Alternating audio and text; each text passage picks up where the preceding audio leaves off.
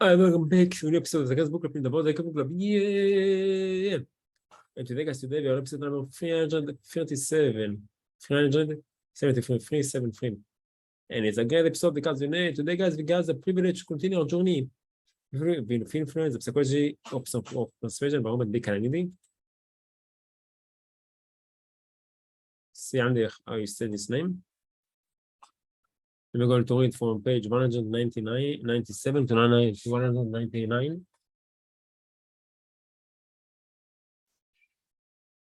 And it's 187 to 171, 79.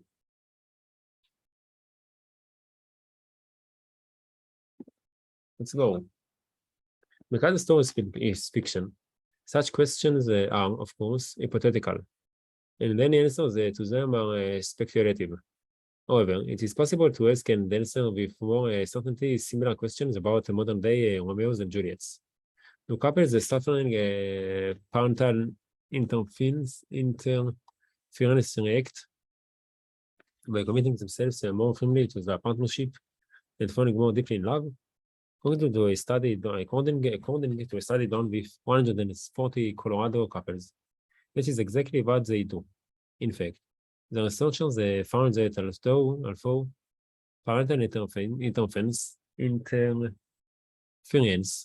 was linked to some problems in the relationship, the parents viewed one another more critically and reported a greater number of negative behaviors in the other. The interference also made the parent feel greater love and a desire for marriage. During the course of the study, as parental interference intensified, so did the love experience. And when the interference weakened, romantic feelings actually cooled. Although the Romeo and Juliet effect among modern teenagers might seem cute to outside observers, other many manifestations of teenager victims can prove tragic. For more than a decade, the major message of massive advertising campaigns for Virginia Slims cigarettes has been that today's women have come a long way from the old days when they were required by social norms to be subdued, proper, and likable. No longer. In Price said, should a woman have to feel bounded by chauvinistic and outmoded constraints on her independence and potentially on her freedom to smoke cigarettes. As the message been successful in triggering the feelings of all the structure among the target audience, while this main statistic suggests a lemon-table answer. During the lengthy duration of this campaign, the percentage of cigarette smokers has risen in only one US demographic group, teenage women. For those and teens, then psychological reactance flows across the broad surface of experience, always turbulent and forceful. For most of the rest of us, the full of reactant energy lies quiet and covered, erupting Jason-like only on occasion. Still, those eruptions manifest themselves in a variety of fascinating ways that are of interest not only to the student of human behavior, but to lawmakers and policy makers as well. For instance, there is the odd case of Kansas, Georgia, the town that enacted a law requiring every adult resident to own a gun and ammunition, under penalty of 6 months in jail and a $200 fine. all the features of the cancer granule make it a prime target for psychological reactants. The freedom that the law restricts since they feel entitled. Furthermore, the law was passed by the Cancer City Council with a minimum of public input. Reactants theory would predict that under those circumstances, few of the adults in the town of 5400 would obey. Yet newspaper reports testified that 3 to 4 weeks after passage of the law, firearm sales in Kinso were, no pun intended, booming. How are we to make sense of this apparent contradiction of the reactance principle? By looking a bit more closely at those who were buying Kinso's gas. Interviews with Kinso's store owners revealed that the gun buyers were not residents at all, but visitors. Many of them burned by publicity to put their initial gun in Kinso. Donna Green, proprietor of a shop described in one newspaper article as a virtual grocery store of firearms, summed it up. Business is great, but they are almost all being bought by people from out of town. We've only had 2 or 3 local people buy a gun to comply with the law. After passage of the law, then gun buying had become a frequent activity in Kinso, but not among those it was intended to cover. They were massively non-compliant. Only those individuals whose freedom in the matter had not been restricted by the law had the inclination to live by it. A similar situation arose a decade earlier, and it's number hundreds of miles to the south of Kennesaw, when a Dade country containing Miami, Florida, imposed an anti-phosphate ordinance prohibiting the use and possession of luxury or cleaning products containing phosphates. We studied on to determine the social effect of the law, discovered 2 parallel reactions on the part of Miami residents. First, in what seems a Florida tradition, many Miamians turned to smuggling, sometimes with neighbors and friends in large stop caravans. They drove to nearby counties to load up on phosphate detergents. Orden quickly developed, and in the rush of obsession that frequently characterized orders, families were reported to bought of 20-year supplies of phosphate cleaners.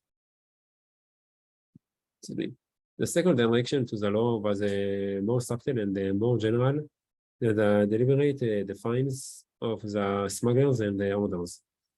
Spurred by the tendency to want what they could no longer have, the majority of Miami consumers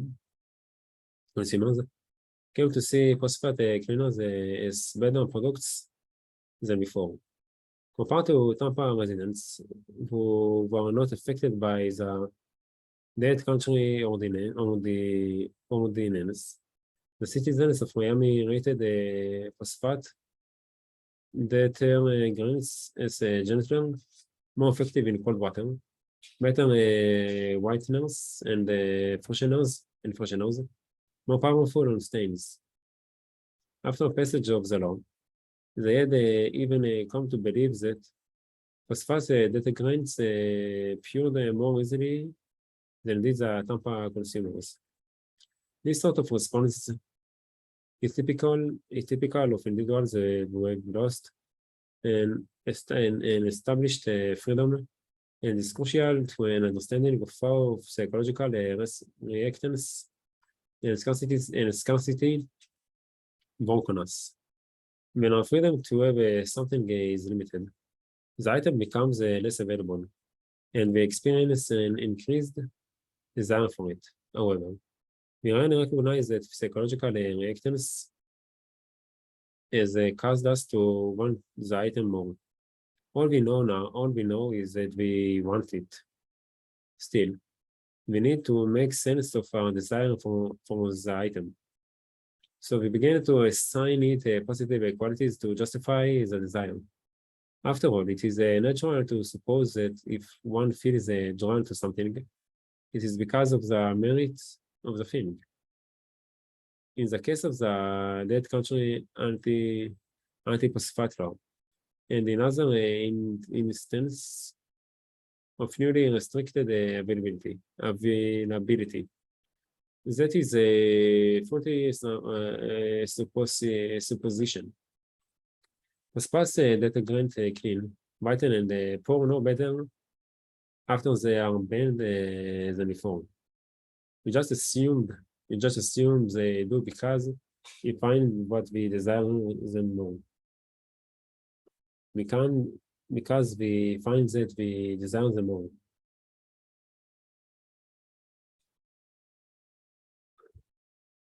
The tendency to want what has been banned, and therefore to presume that it is more worthwhile is not limited to such commodities as lunch or soap.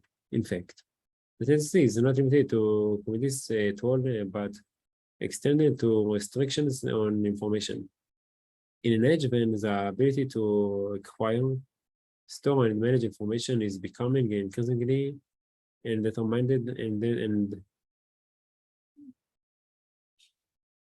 become increasingly the determinant of elephant power. It is important to understand how we typically react to attempts to censor or otherwise constrain our access to information. And for much data exists on our reactions to various kinds of potentially cancerable material. Meta violence, pornography, radical political rhetoric. There is surprisingly little evidence as to our reactions to the act of censoring them. Fortunately, the results of the few studies that have been done on the topic are highly consistent. AI almost invariably responds to the banning of information is a great desire to receive this information in the more favorable attitude toward it than before the ban. The intriguing thing about the effect of censoring information is not that audience members want to have the information more than they did before. It seems natural. That seems natural. Rather, it is that they come to believe in the information more, even though they haven't received it. For example, the University of North Carolina students learned that a speech opposing card doors on campus on campus would be banned. They became more opposed to the idea of cordons. Those without ever hearing the speech, they became more sympathetic to its argument. This raises the worrisome possibility that especially clever individuals holding a vehicle unpopular position can get us to agree with that position can get us to agree with that position by arranging to have the message restricted. The irony is that for such people, members of fringe political groups, for example, the most effective strategy may not be to publicize the unpopular views, but to get those views officially censored and then to publicize the censorship. Perhaps the authors of this country's constitution were acting as much as sophisticated social psychologists a staunch civil liberations when they brought the remarkably permissive free speech provision of the First Amendment. By refusing to restrain freedom of speech, they might have been attempting to minimize the chance that new political notions would win support via the irrational course of psychological reactance. And guys, guess what? This is the end of the episode. So guys, thank you very much for joining me.